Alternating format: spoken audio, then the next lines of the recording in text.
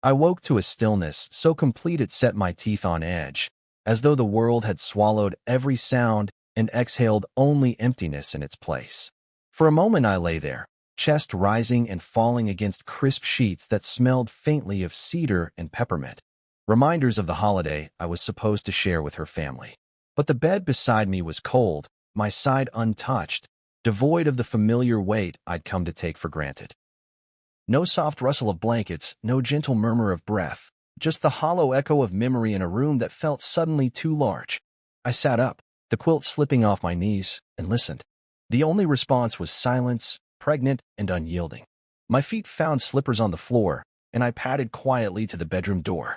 It was ajar, as it always was when Adriana and I got ready for the morning rush until this morning, when it stood unmoved, offering me a glimpse of the empty hallway beyond. The walls, decked in garlands and twinkling strands of lights, seemed to mock me. It was Christmas Eve, the pinnacle of tradition and togetherness, and I was neither pinnacle nor part of anything. My heart thudded painfully as I descended the staircase, each step creaking a little louder than the last. At the foot of the stairs, the living room lay bare. Our tree, a tall noble fir, still held its ornaments, hand-painted baubles from years past, tiny wooden figurines, a star perched at the top. Beneath it, the assembled gifts waited silently, wrapped in metallic paper that reflected the fairy lights as though they were trapped fireflies. I reached out, fingertips grazing the edge of a box bearing Adriana's name in sweeping calligraphy, and felt the heat of betrayal pulse beneath my skin. No footprints in the snow-dusted doormat, no luggage in the foyer, no happy chaos. I swallowed hard and moved to the front door, willing it to yield some sign of their presence. Instead, pine needles littered the threshold, brittle and brown, scattered like the remnants of a celebration that had already taken flight without me. I stepped outside, the cold air biting at my cheeks, and surveyed the driveway. 4 vans in total, 2 matching white SUVs, a deep green minivan, and the rental across the street I told myself I wouldn't notice. They were lined up like sentinels, engines off, doors shut, windows fogged with breath gone. My suitcase sat propped against the garage door, the small brass lock glinting dully beneath the porch light. I had packed only last night, squeezing into every zipper pocket the clothes I wanted to wear, the sweater I knew she loved on me, the little gifts I'd been too busy to wrap. Now they waited for me, alongside me, even as though I belonged to that caravan. But I did not. When I called her, my throat tightened so suddenly I could hardly speak. The phone ring felt too loud in the emptiness, so I held it to my chest, needing its warmth to remind me that life still pulsed beneath my skin. She answered on the second ring, voice high and bright, as though she'd been talking only moments before. "We thought you were in the van with your cousins," she said, words slipping out too quickly, too rehearsed. "Your cousins." I heard laughter in her tone, or at least the absence of distress. "My cousins. Her cousins. They're people." My pulse hammered against my ribs, but I said nothing. I let silence pour between us, unbroken, until she cleared her throat and repeated the excuse. I hung up without a word. The click of the line ending sounded in my mind for longer than the call lasted. Inside, I traced the thin line of frost forming on the doormat, pressing down where the needles had drifted. I wanted to shout, to slam every door in the house until the windows rattled, until my voice cracked the fairy tale ornaments into shards. But the air felt as though it would shatter if I did. Instead, I returned to the living room, lit only by the soft glow of the tree, and sank onto the couch. The cushions creaked beneath me, yielding to the weight of my despair. I stared out the window at the silent street, damp footprints mere suggestions rather than evidence of my presence. Outside, the world looked untouched by loss, as though everyone else had simply carried on, unaware of the devastation in this one house. Christmas Eve was supposed to mean laughter around the fireplace, mugs of hot cocoa, plans for tomorrow's snowball fights and midnight carols. Instead, the only sound was my own breathing and the faint hum of the refrigerator in the kitchen beyond. I rose and wandered in that direction, pushing aside a strand of lights that had fallen from the garland. The countertops were empty, save for the dish of gingerbread cookies I'd set out for Santa, cookies that now felt like a cruel joke. I lifted one, its sugary aroma warming the chill in my lungs, and bit down, tasting cinnamon and regret. The sweetness clashed with the bitterness of knowing that every cookie, every decoration, every cherished tradition was a reminder of what they had taken: inclusion. My phone buzzed again, another call, another missed opportunity to explain. I silenced it, pressed it face down on the countertop, and let my fingers curl around a stray pine needle until it snapped. I slid a hand through my hair and closed my eyes, trying to slow the whirlwind of thoughts spinning inside my skull. They thought I wouldn't notice. They thought I would accept the silence. But this vacancy, this hollow, resonating space, was louder than any carol. It was the anthem of erasure, a song I would never learn to love. I crossed to the bay window and placed my hands on the cold glass. The reflection that met me was hollow-eyed but resolute. I traced the outline of my face in the frost, breathing warm air onto the pane to blur the edges. If they believed I would slip quietly into the background again, they were wrong. This silence would be the spark. The quiet that didn't feel holy or peaceful would ignite something they could not ignore. And despite the ache in my chest, despite the sting of their cruelty, I felt the first flicker of strength and ember glowing in the emptiness they left behind. I turned away from the window and surveyed the empty house, each room echoing their absence like an accusation. Then I reached for my phone, swiped open the app where the reservation still glowed in neon, the cabin, their Christmas dream. I tapped cancel, watching as the confirmation screen appeared, refund initiated. Money back in 3 to 5 business days. My fingertip lingered over that line, tasting the sweetness of retribution. I pocketed the phone, shoulders squared, and allowed myself a single, quiet breath. The silence remained, but now it was different, charged, purposeful. I climbed the stairs back to my bedroom, suitcase still in hand and heart still aching, ready to begin a holiday of my own making. 2 hours later, I sat in the same silent house, the taste of stale coffee clinging to the back of my throat like a curse. The mug I'd abandoned on the kitchen counter had left a ring on the marble, a stain that looked like a hollowed-out wedding band. I stood there, fingers drumming against the edge of the sink, trying to process what had just happened. The phone was still in my hand, screen aglow with a message that felt like it had punctured my chest. He's really not here? OMG. Our plan worked. Marisol, Adriana's sister. My sister-in-law, with her flawless smile and her too-sweet voice, always telling me I was such a good provider when I picked up the tab for dinner or booked the hotels no one else could afford. Our plan worked. That line twisted inside me, acidic and unrelenting. I stared at it for a long time, reading it over and over, as if repetition would make it any less real. Each word was a hammer blow. Their plan. To leave me behind, to vanish into a Christmas dream I'd paid for, to treat me like the coat rack by the front door, useful until they didn't need me anymore. I let the phone slip from my hand onto the counter, the sound of its landing too soft, too small compared to the rage that boiled beneath my skin. The lights on the Christmas tree in the living room blinked like a mocking applause, winking at my stupidity. I had been the one who planned this entire holiday trip. Researched the cabins, read the reviews, booked the overpriced lodge with the charming mountain view because Lucinda said it reminded her of her honeymoon. I had made sure every detail was perfect, the rustic charm, the heated floors, the welcome basket of chocolates and wine. It was supposed to be the Christmas they'd all remember. They would remember it, all right, but for different reasons. I took a breath, long and deep, letting the anger steady itself into something cold and sharp. Then I walked to the small desk by the window, the one where Adriana usually balanced her laptop and a mug of overpriced coffee while she sent cheerful holiday emails. I opened my own laptop, the one I'd used to make the reservation on Airbnb, and pulled up the booking details. $12,500. A full week. The reservation was listed under my account, my credit card.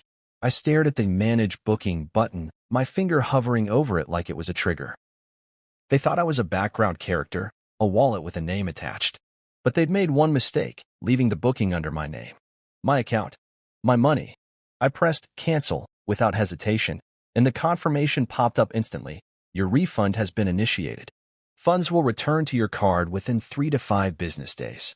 A strange calm washed over me, a sense of quiet satisfaction that felt foreign and yet entirely earned.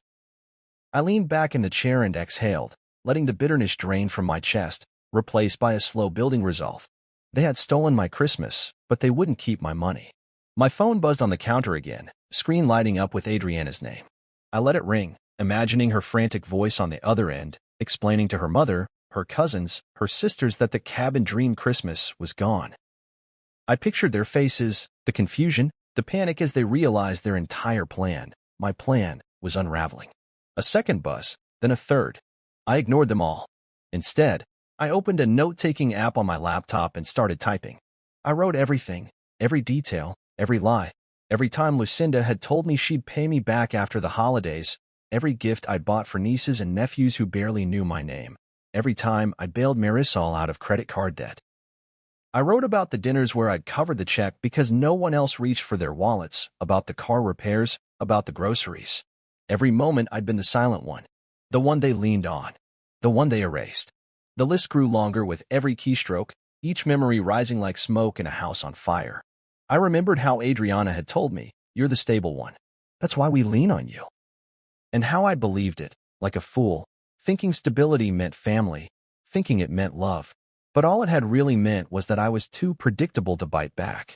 My fingers shook as I typed the last line. I was the silent one. That's why they thought I wouldn't bite back.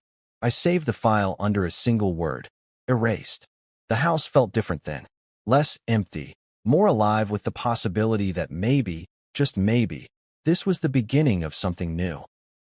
I wasn't going to be the background character anymore. I wasn't going to let their laughter ring through these halls like it had always done. I was going to reclaim my place, not just in the house, but in the story they'd tried to write for me. The phone buzzed one more time. Adriana again. I let it ring, a small smile forming on my lips. Let her wonder why her perfect plan had started to crumble. Let her think I was the one who vanished. I picked up the mug from the counter, stared at the ring it left behind. I didn't wipe it away. I left it there, a stain to remind me of what had been taken, and what I'd just begun to take back. I carried the mug with me to the living room, settled into the couch, and looked at the gifts under the tree. They were all there, neatly wrapped, bright ribbons tied in perfect bows. For her family, for her people, my people too, they'd always said. But I realized then that I'd never really been one of them.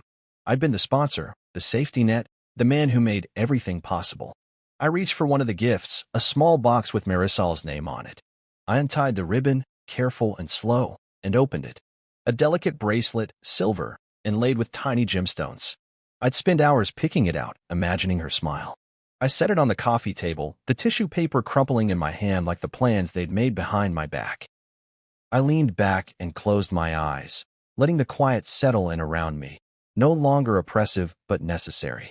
I'd started the day thinking I'd been forgotten, but now I realized I'd been targeted, used, played. But they hadn't counted on me finding my voice, on me remembering that the silent one sometimes has the sharpest bite.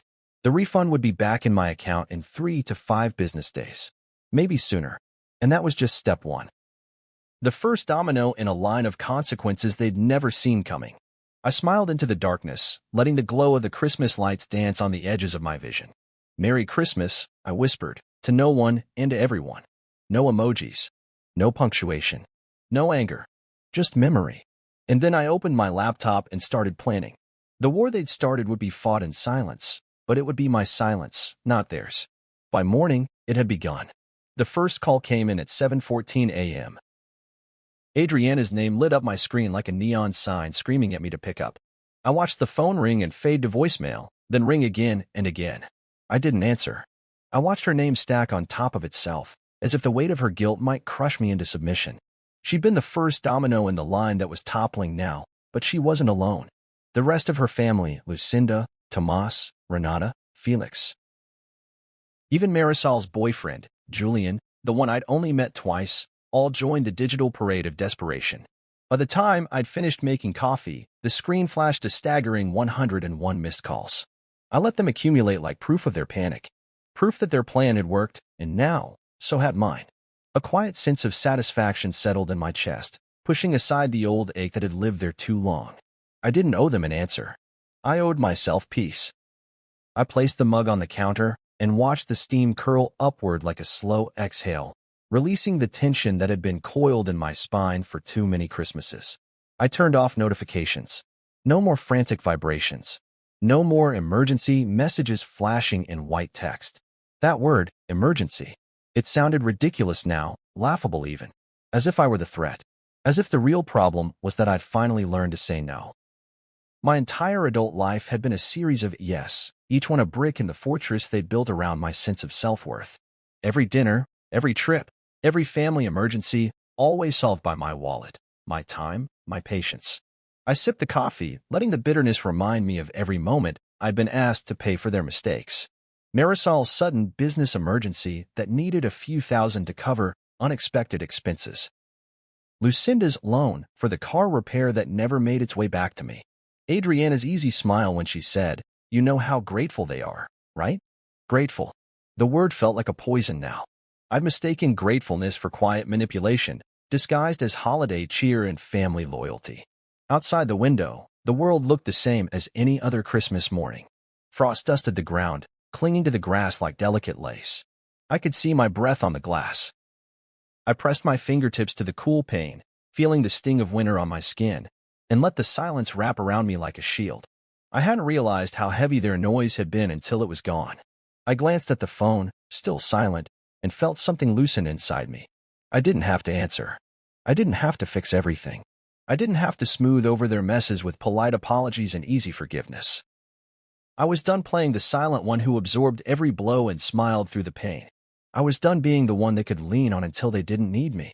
I picked up the phone, not to answer, but to look at the flood of messages waiting. Some were marked urgent. Some were marked emergency. A few were just strings of question marks. But one caught my eye, Marisol's. Her name on the screen made my chest tighten. I clicked on it, and the preview read, "Can you just call Adriana back? She's crying." I stared at those words, feeling the memory of every time I'd been asked to clean up their mess. To be the calm one. To be the forgiving one. To be the one who made everything okay again. I felt the old reflex twitch in my chest, the need to fix, to comfort, to protect. But I pushed it down and let it die there. I set the phone on the counter and turned away, letting the kitchen fall silent except for the low hum of the refrigerator. The coffee cooled in the mug beside me. I didn't reach for it. Instead, I picked up the remote and turned on the TV, letting the mindless chatter of a morning talk show fill the space where their voices used to live.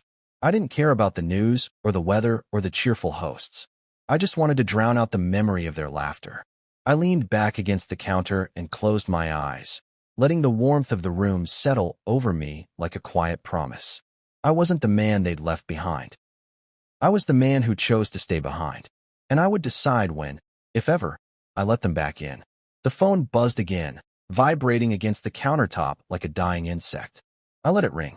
I let it ring until the screen went dark. I was done being at their mercy. I was done letting them decide when my time was theirs. I walked to the living room and sat on the couch, letting the Christmas lights blink their silent approval. The tree stood tall and bright, its branches heavy with ornaments we'd collected over the years.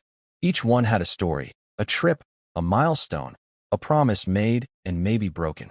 I stared at the gold star at the top, the one Adriana had insisted on buying even though it was twice what I'd wanted to spend.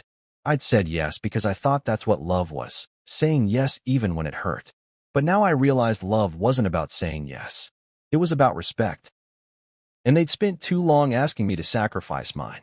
I picked up the phone one last time and scrolled through the missed calls. Adriana's name was at the top, her face smiling at me from the contact photo she'd chosen.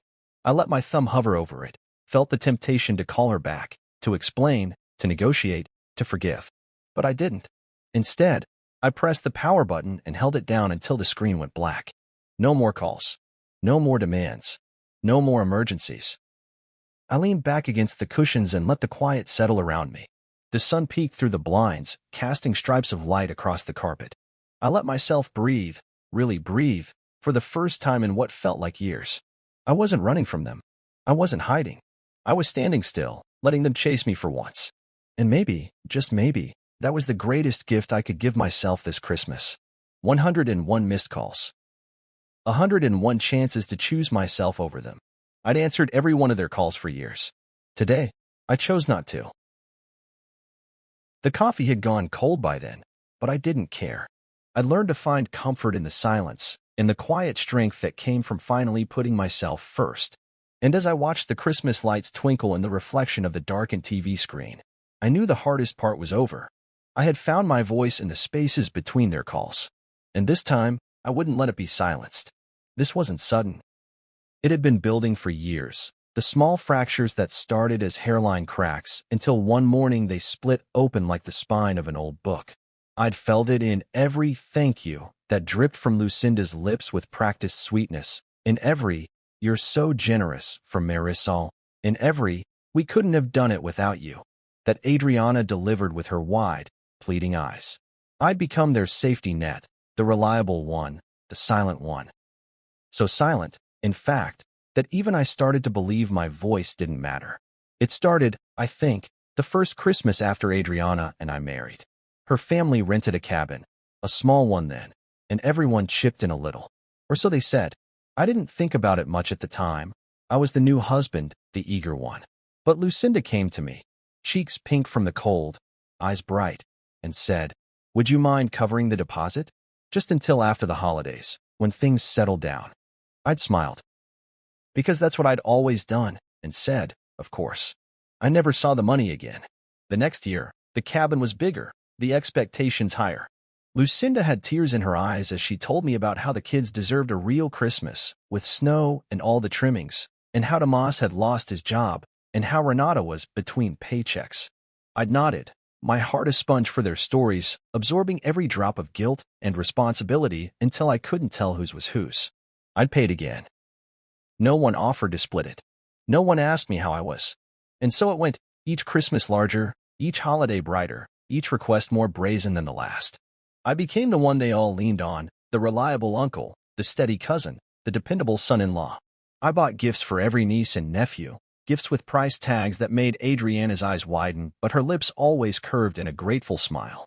I paid for ski passes, sled rentals, and groceries that vanished into the kitchen like smoke. I paid off Marisol's credit card debt twice because she's trying to get her life together. Lucinda's car needed repairs, so I covered that too. She promised to pay me back after the holidays, but the holidays came and went, and the only thing that returned to me was silence. When I asked why no one else contributed, Adriana would tilt her head, her expression soft and patronizing. "You're the stable one," she'd say, as if that explained everything. "That's why we lean on you." Stable. The word made my chest ache. It sounded so noble, like a badge of honor. But the truth was, stable meant silent. Stable meant convenient. Stable meant disposable.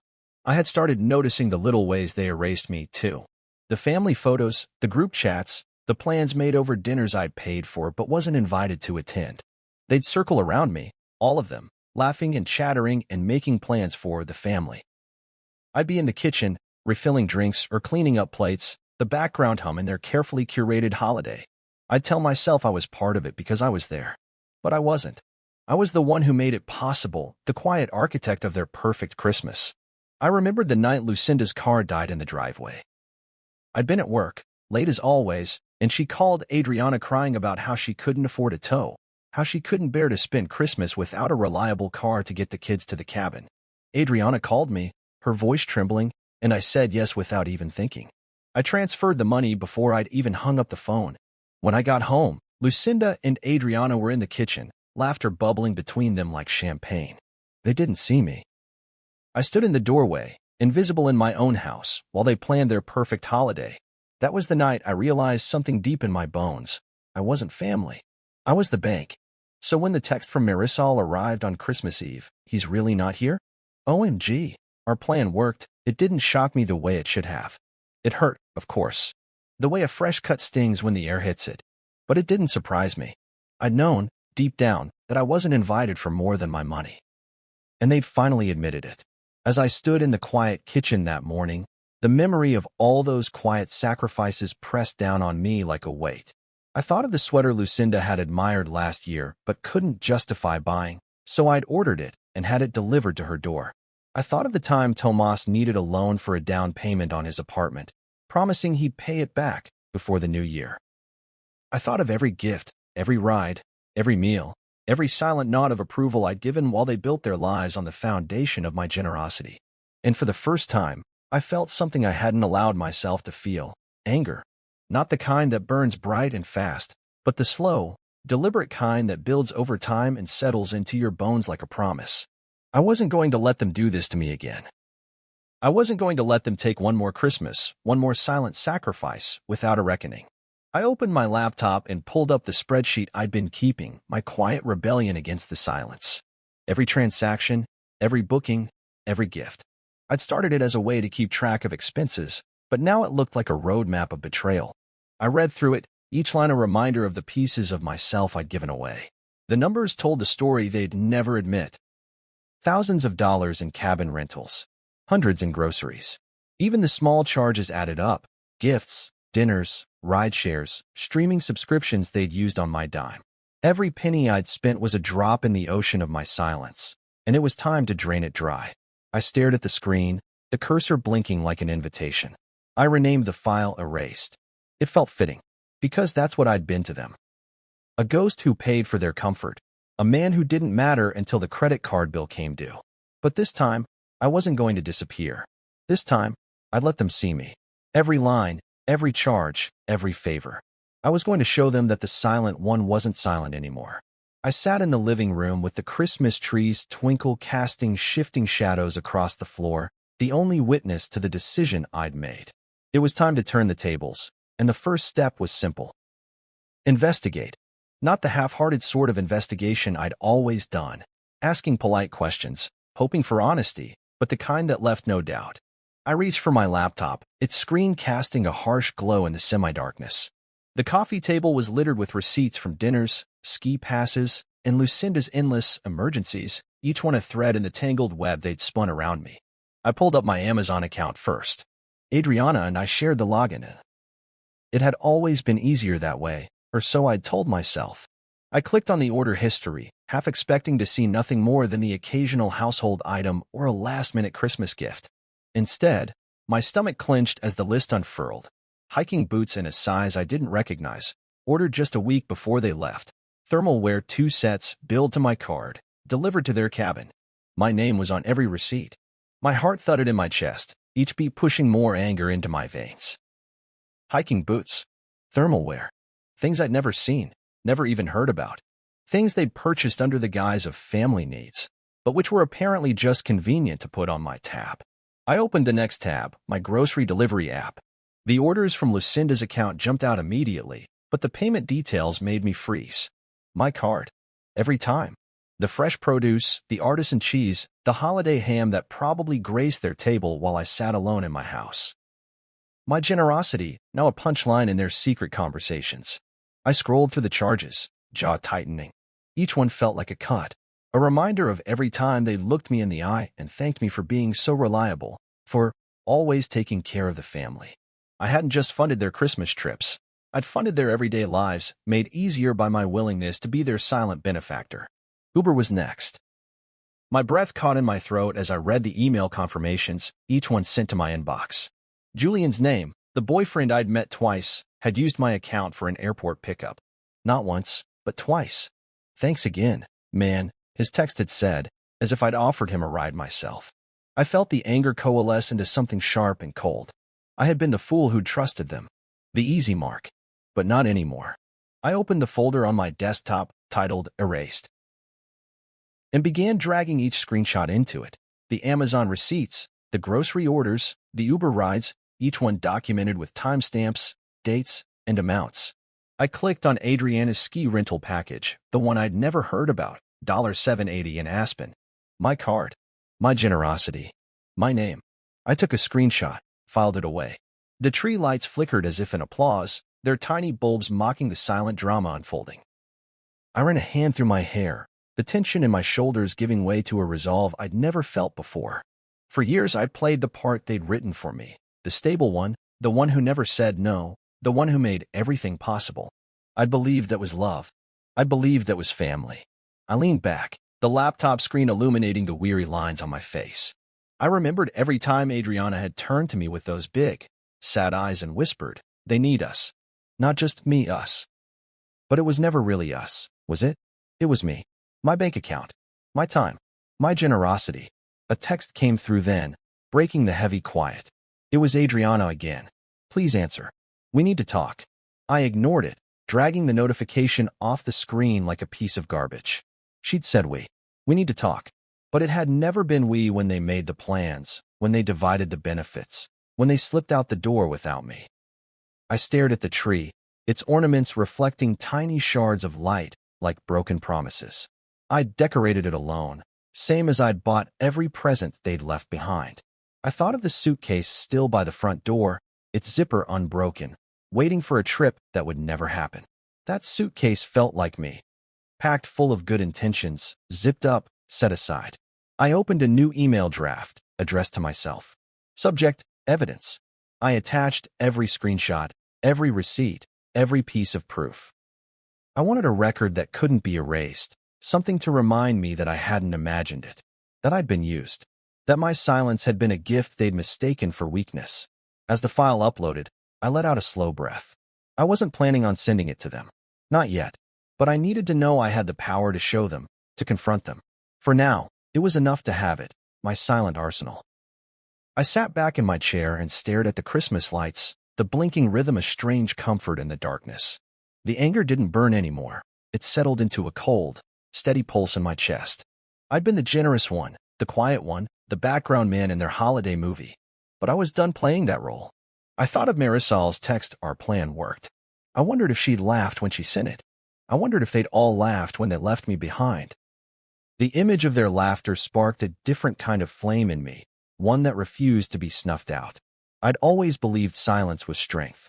Now I understood it had been complicity. I'd let them write me out of the story they were telling, the one where I was just the bankroll, the footnote, the reliable ATM. But this year, I wasn't going to be silent anymore. I closed the laptop, the screen going dark, my reflection staring back at me from the glass. I looked tired. But I also looked unbroken. And that was enough to make me stand. I left the living room, each step heavier than the last, my mind whirring with plans. There would be more steps, more layers to peel back, more truths to reveal. But I wasn't afraid anymore. I wasn't going to be erased. I was going to be seen. I flicked off the Christmas lights and let the house settle into darkness. Tomorrow would come. And when it did, I'd be ready. I leaned back in my chair and stared at the browser tab on Adriana's Spotify account. It felt like a betrayal that I'd left that door open, even after everything she'd done, but now I was grateful for it. The premium plan, the one I'd been paying for all these years, still remembered her login, and through that, I could see her last known location. Aspen Hearth, 7 p.m., the Timber Room. It sounded like the kind of place her family would love. All rustic charm and overpriced wine, where servers wore white shirts and polite smiles, and the bill came with a discreet little envelope. The perfect backdrop for them to toast their success. My failure. I stared at the address, memorizing the name of the restaurant, the reservation time, the fancy cursive of the Timber Room. That's where they'd be, celebrating their cabin dream Christmas without the man who paid for it. I'd seen the charges on my credit card, the ski passes and the new boots, the groceries delivered right to their door. But this dinner, this was different. This was the moment they'd raise their glasses and toast their plan, the plan that worked. I opened a new tab and booked a table at Aspen Hearth, 1 hour before theirs. I wanted time to sit there, to watch the clock tick down, to let the silence of the room settle over me before the storm. When I pressed confirm, a small smile tugged at the corner of my lips. The reservation was in my name, paid with my card. It felt fitting. I dressed carefully that evening, pressed shirt, dark suit, tie knotted perfectly. Not for them. For me. For every year I'd sat in the background. Every holiday I'd funded but never been a part of. I'd always believed in showing up, and tonight, I'd show up on my terms. I ran a comb through my hair, straightened my cuffs, and grabbed the folder I'd prepared, screenshots of every transaction, every receipt, every stolen moment. I slid it into my laptop bag and slung it over my shoulder. The drive to Aspen Hearth was short. The mountains glowed in the fading twilight, the snow reflecting the last hints of pink and gold. I parked in the lot, taking a moment to breathe. My hands gripped the steering wheel, knuckles white. I could almost hear Lucinda's laughter, the way she'd always thrown her head back like she was auditioning for a Christmas movie. I could see Adriana's tight smile, the way she'd clutch my arm at family dinners to show everyone how lucky she was to have me. Lucky. Inside the restaurant, the Timber Room smelled of cedarwood and roasted meat. A fire crackled in a large stone hearth, the logs shifting and sparking. My table was near the window, far enough from the main dining area that I could see, but not be seen. I ordered a drink and opened my laptop, arranging the folder beside it like a shield. The room filled slowly, couples in ski jackets, families with tired kids, a few businessmen with too loud laughs. At exactly 7 p.m., I saw them. Adriana, Lucinda, Tomas, Renata, Felix, Marisol, and even Julian. They streamed into the restaurant in a flurry of designer coats and laughter, the kind that scraped at my nerves like sandpaper. They paused at the host's stand, smiling, cheeks pink from the cold and from the glow of their success. The host led them past my table, their eyes sliding over me like I was part of the furniture. Adriana's gaze skimmed my face, and for a fraction of a second, her smile faltered. She knew. I watched them settle at their table, menus opening like stage curtains. I waited. Let them get comfortable. Let them think they'd won. I could almost hear Marisol's voice. He's really not here? And the bitterness settled in my gut like cold steel. I closed my laptop, stood, and walked toward them. My heart beat steady, strong. Every step felt like justice. When I reached their table, Lucinda was mid-laugh, her fork poised like a weapon over her plate. She froze. The others followed, silence spreading like an infection. Adriana's eyes went wide, her lips parting as if she'd rehearsed 100 excuses but couldn't find a single one to fit the moment. Actually, I said, my voice calm, measured, this reservation is under my name. I placed a hand on the back of an empty chair. You're welcome to sit, but I'd like to walk you through the receipt. A hush fell over the table. The timber room seemed to hold its breath. Even the fire crackled a little quieter. I opened my laptop, sliding it onto the table with a soft click that felt like a hammer blow. I flipped it open and turned it to face them, the screen glowing with the neat rows of receipts and screenshots. Airbnb, my card, $12,500. Refund confirmation, timestamped. Amazon, hiking boots, thermal wear, groceries, all charged to my card. Uber, pickups for people I barely knew. Ski rentals in Aspen, Adriana's name, my card. I let them see it all. No explanations. No disclaimers. Just the truth laid bare, cold and unyielding. Adriana's face drained of color. Lucinda's fork trembled in her hand. Marisol opened her mouth, closed it. Even Tomas, always the loudest at family dinners, sat silent, his eyes darting between the screen and my face. Then I pressed play on the speaker I'd brought, a small Bluetooth device that connected to my phone. Adriana's voice filled the air, her laughter brittle and familiar. He's used to being left out. He won't notice. The words landed like punches. The table shrank in on itself, every eye fixed on the screen. No one spoke. No one laughed. I straightened, placing a crisp white business card in the center of the table. This dinner was paid for by the one you left behind. I watched them, Adriana's trembling hands, Lucinda's eyes wet, Marisol's lips pressed thin. I took one last look, memorizing their faces, the shape of their guilt. Then I turned and walked out. The air outside bit at my face, but I didn't feel the cold.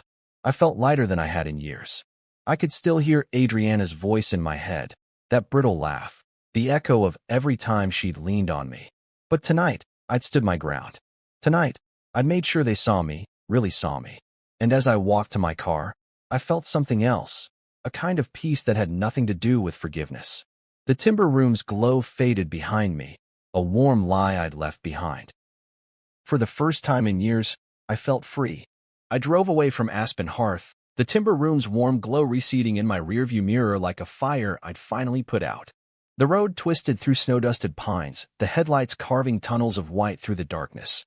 Every mile felt like a mile away from the man they'd molded me into, the silent provider, the ATM, the one who'd never dared to fight back. Tonight, I'd shown them the receipts. I'd shown them their words, played back their laughter. I'd watched their faces drain of color, their excuses dying on their lips. But the fight wasn't over. There was still one last piece of evidence I needed to lay down before them. One last thread that would bind their betrayal in their own words. Back at my house, I parked the car in the driveway and sat for a moment in the hush that followed. The Christmas lights still twinkled along the eaves, a string of lies that now felt like a cruel joke. I climbed out and went inside, the air thick with the scent of pine needles and old memories. The tree stood in the corner, ornaments gleaming like tiny accomplices to the family I tried so hard to please. I went on my laptop and opened the folder I'd labeled Erased. Every receipt, every charge, every screenshot glared back at me from the screen, a record of the generosity they'd mistaken for weakness. I scrolled past the Amazon charges, the Uber rides, the Airbnb booking, and paused on a small file marked voice memo. It was a recording I'd stumbled across weeks earlier, buried in the depths of Adriana's phone backup. I hadn't meant to find it. I'd been searching for an old grocery list she'd asked me to reorder, but instead, I found her voice. Soft, conspiratorial, dripping with condescension. He's used to being left out. He won't notice. I'd listened to it over and over, like a masochist testing the limits of his pain threshold. Each time, the words hit harder. The truth. I hadn't been included. I'd been tolerated, a means to an end. Their laughter was the applause that followed every performance I'd given for them, every Christmas I'd funded, every dinner I'd paid for. Now, I pulled up the file and hit play, the sound echoing through my small living room. Adriana's voice filled the air, that brittle laughter slicing through the silence like a scalpel. He's used to being left out. He won't notice. I sat there, the glow of the screen painting me in cold light. I'd let them get away with it for too long. I'd accepted my role as the background husband, the family benefactor, the silent one. But tonight, that role was dead. I wanted them to feel what I'd felt. Excluded, betrayed, erased. I uploaded the recording to a small Bluetooth speaker, one of those sleek black cylinders Adriana had insisted on buying for family gatherings. The irony wasn't lost on me. I charged the battery, set it on the dining room table, and let the voice memo loop, the words repeating like a confession. Then I packed up the receipts, the folder, the screenshots, the emails, and tucked them neatly into my laptop bag. My hands moved with a steady purpose I hadn't felt in years. I was no longer afraid of their opinions, their tears, their excuses. I was done being the quiet one who cleaned up their messes. I arrived at the timber room again, but not as a customer. I went around back, the cold seeping through my coat and into my bones. I found a discreet exit, one of those staff doors that open into the hallway leading to the main dining area. I waited until the right moment, until I could see their table through the glass window in the door, the same table I'd confronted them at just an hour earlier. They were all there: Adriana, Lucinda, Marisol, Tomas, Renata, Felix, even Julian. Their heads were bent low, voices hushed, eyes darting nervously. I could see the strain in Adriana's expression, the worry in Marisol's tight mouth. I wondered what excuses they were weaving now. What stories they'd tell themselves to make my anger the villain in their narrative. I pushed the door open and stepped inside. My shoes echoed on the polished wood floors, the sound sharp and deliberate. Heads turned, forks paused midair. Adriana's eyes went wide, her hand trembling against her wine glass. I placed the Bluetooth speaker on their table, the small black cylinder humming with the weight of everything I'd carried in silence. I pressed play. He's used to being left out. He won't notice. Adriana's voice sliced through the timber room, every syllable a nail in the coffin of their deceit. The table fell silent, the air thick with shame and disbelief. He's used to being left out. He won't notice. Again, the words spilled out, unstoppable now. I watched Lucinda flinch, Tomas shift uncomfortably, Marisol's face pale. Adriana's eyes glistened, but no tears fell. I didn't say a word. I let the voice memo do the talking. I let the receipts speak the truth they'd tried so hard to bury. For every time they'd erased me, every time they'd laughed at my expense, every time they'd leaned on my generosity like it was their birthright, I let them hear themselves. I reached into my bag and pulled out the folder, setting it down on the table like a final judgment. "This is for you," I said, my voice calm, resolute. "Every lie, every stolen dollar, every betrayal. Consider it a gift." Adriana reached for it, but her hand trembled. I turned away before she could speak, leaving their table awash in the cold glow of their own guilt. As I walked out, the timber room's warmth pressed against my back, but I felt no temptation to stay. Outside, the night air was sharp and clear, each breath a reminder that I was free now. Free from their expectations, their manipulations, their endless demands. I'd spoken my piece, laid out my evidence. I'd let the silence do the rest. And as I reached my car and looked back one last time at the glow of the timber room, I knew the story they'd written for me was over. The next chapter was mine to write, and it would begin with a single truth. I wasn't the silent one anymore. By the time the sun rose the next morning, the world had already begun to change. It started slowly, a ripple on the surface of a quiet lake, but by noon it was a full-blown storm. I sat at my kitchen table, the same table that had borne the weight of Christmas dinners and birthday parties. But today it bore something else, the glow of my laptop screen, the thread I'd started to share. It wasn't elaborate, just a simple thread on a popular social media platform. A single sentence. They left for the big family trip. 4 cars. 17 people. No invite for me.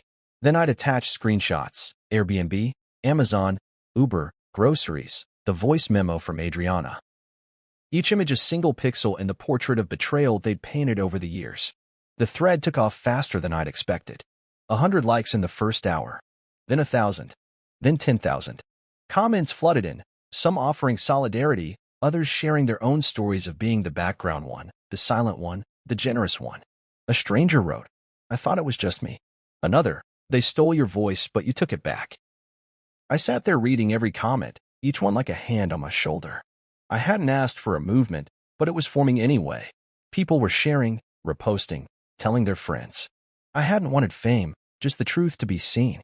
But sometimes the truth is more powerful than any intention. A notification pinged, a message from Lucinda's niece, B.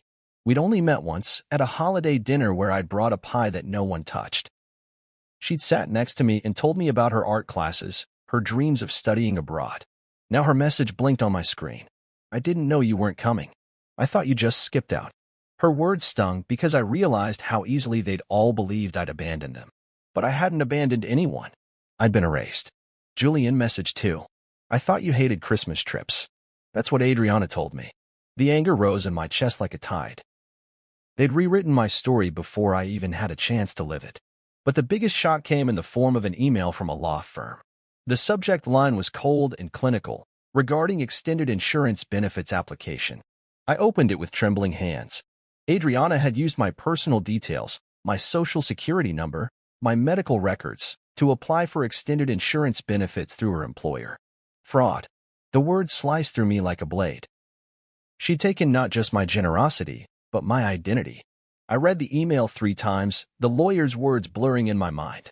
"We require clarification on your consent for this application." Consent. I hadn't given it. I'd given her everything else, but not that. The realization hit me hard. She'd always assumed I wouldn't fight back. She'd counted on my silence. I leaned back in my chair, the morning sun glinting off the coffee mug I hadn't touched. My phone vibrated on the table. More calls, more messages. Adriana, Lucinda, Marisol. I let them ring. The sound was nothing now, just noise in a life that had been too full of their noise for too long.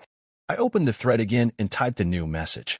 I never wanted this to be public, but sometimes you have to share the truth to survive. To everyone who's ever been erased by the people you love, you're not alone.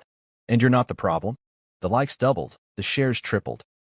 People were sending me messages from all over, strangers who saw themselves in my story. I hadn't set out to start a movement, but maybe that's how movements always begin, with one voice refusing to be silent. A news outlet picked it up next. Man's family leaves him out of Christmas trip. His receipts go viral. The headline made me laugh, a bitter sound in my throat.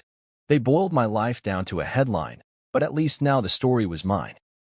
I read the article, my own words staring back at me. The journalist had quoted my thread, shared the screenshots, even included a snippet of the voice memo. He's used to being left out. He won't notice. Those words were now a weapon in my hands, turned outward for the world to see. I scrolled through the article, the comments a mix of support and outrage. Some call me a hero. Others call me petty. But I didn't care. I hadn't done this for them. I'd done this for me. For the man who'd been silent for too long. Another ping. A message from the co-working space I'd started renting downtown, the one I'd named Not Included. It was supposed to be a quiet place for freelancers, a space to rebuild after years of being overshadowed. But now it was more than that. People wanted to know if they could join, if they could share their own stories of being left out. The inbox filled with names I'd never seen, but their stories felt familiar. I thought of the sign I'd hung behind the front desk at Not Included, a frame with Marisol's message, "He's really not here?" OMG, our plan worked. Beneath it, in simple letters, "And now I am." It felt right, like a promise kept. The timber room was behind me now.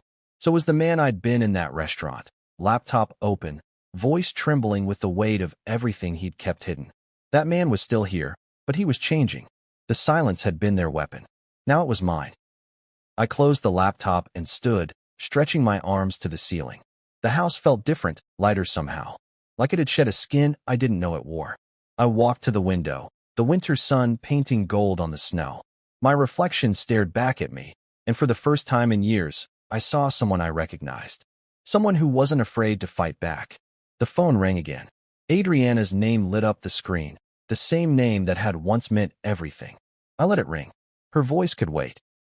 My story had just begun. I never wanted fame. I never craved it or chased it. But I did want the truth to be known, my truth, the one they tried so hard to bury beneath polite dinners, stolen groceries, and thank yous that felt more like IOUs than genuine gratitude. After the story went viral, the attention came, the messages and the interviews and the offers. It was overwhelming, but it was also liberating. People I'd never met were sharing their own stories with me. Strangers who'd been the background one, the quiet one, the ATM for families that never saw them as more than a wallet. Every message felt like a lifeline, a reminder that I wasn't alone. But I knew the risk. I'd spent my whole life being the reliable one, the silent one. Now, with my story out there, I'd become a symbol for people who'd been erased. The news outlets wanted me to go on camera, to talk about the betrayal and the receipts in the dinner table showdown. They wanted the face of the quiet one who'd finally spoken up. But I wasn't ready for that. I wasn't ready to let them twist my story into a headline that only told half the truth. So I made a decision. I agreed to license the story to a content platform, one that specialized in giving people a voice without taking away their control. But I insisted on one rule: anonymity. No face, no name, just the story, my story, told in my own words. The editor agreed, her voice warm and understanding on the phone. "Your story matters," she'd said. "We'll protect it." That was all I needed. The piece went live the next day. The man who paid for everyone's Christmas and got left behind. The title made me smile, wry and a little sad, but it was honest. The article was raw, full of the screenshots I'd taken and the voice memo from Adriana. It ended with my own words: "Sometimes, the quiet one is the one who's been watching all along." The response was immediate.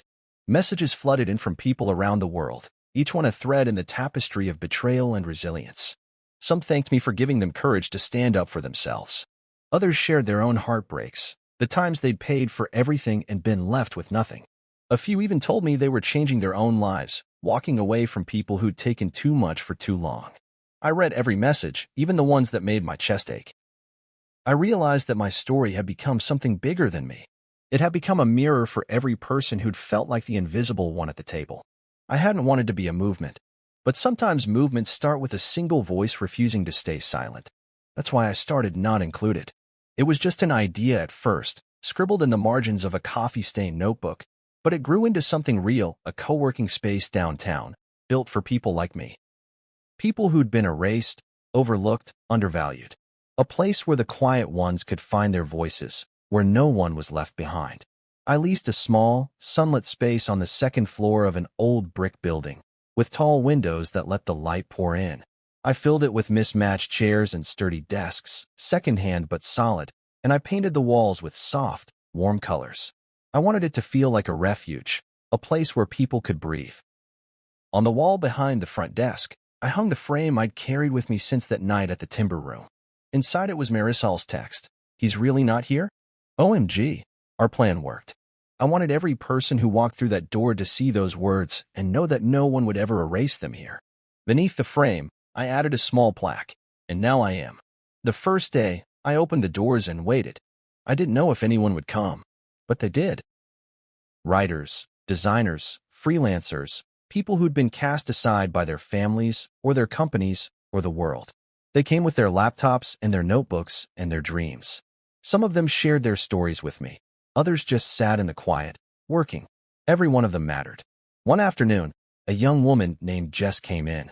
She'd read my story and told me she'd spent years supporting her siblings after their parents died.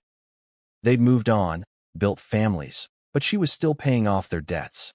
"I never thought I could say no," she whispered, tears in her eyes. I nodded because I knew.